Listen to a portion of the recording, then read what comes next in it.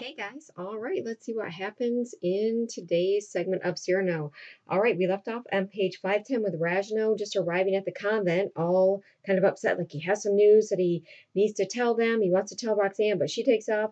She says, talk to Lebret. So he's telling Lebret the news. And what was the news? Remember, he said, I was on my way to see Cyrano, and I got over there near his door and I saw him coming out, and I was trying to hurry up and rush so that I could join him as he's walking down the street. And as he was walking down the street, someone dropped this big log of wood out the window above him, dropped it, and it hit him on the head. I ran to him. He was lying there. He's got this big hole in his head.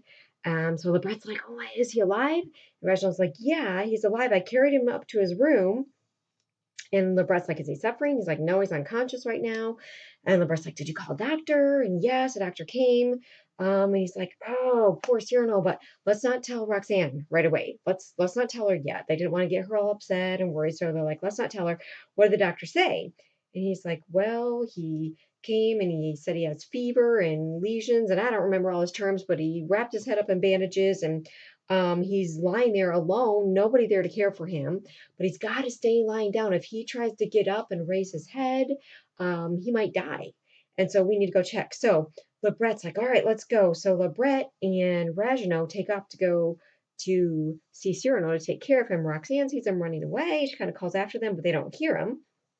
And so she's like, well, I'll just sit down and wait for Cyrano. So she just sits there and is waiting for Cyrano to come. And the time comes for him to be there, and he's not there yet. And she's like, well, this is kind of strange. This is strange. I wonder what would keep him.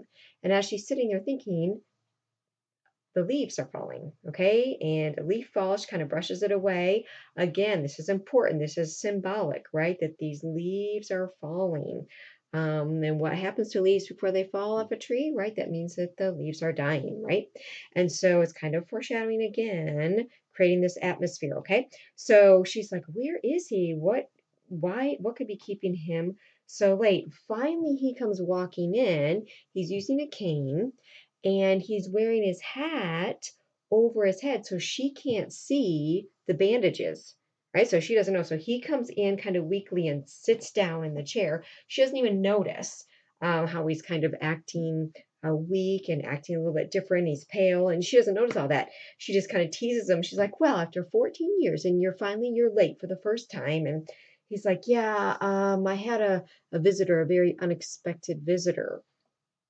And she's like, oh, was your visitor tiresome? He's like, yeah, it was an old friend of mine, you could say, at least a very old acquaintance. She's like, well, did you tell him to go away? And he's like, yeah, I did. Tell him to go away and come back, maybe in an hour. Just give me an hour because I had a very important appointment that I can't miss. Now, who do you think that visitor is that he's talking about? Okay, that visitor that he's referring to is Death. And he's telling Death, no, not yet.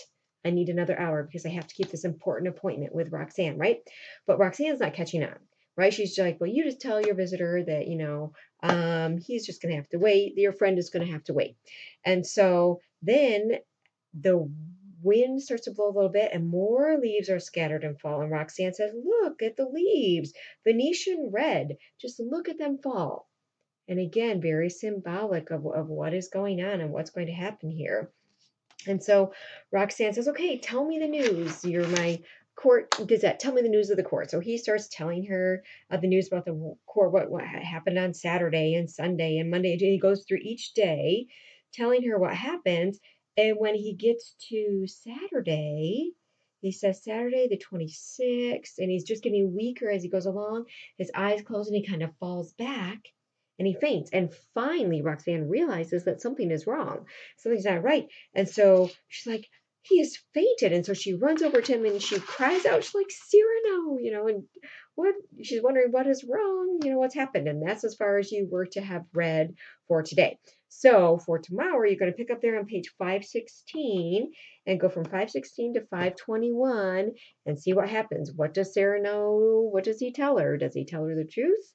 What happens in their conversation there? So read those pages for tomorrow and we will talk about them then.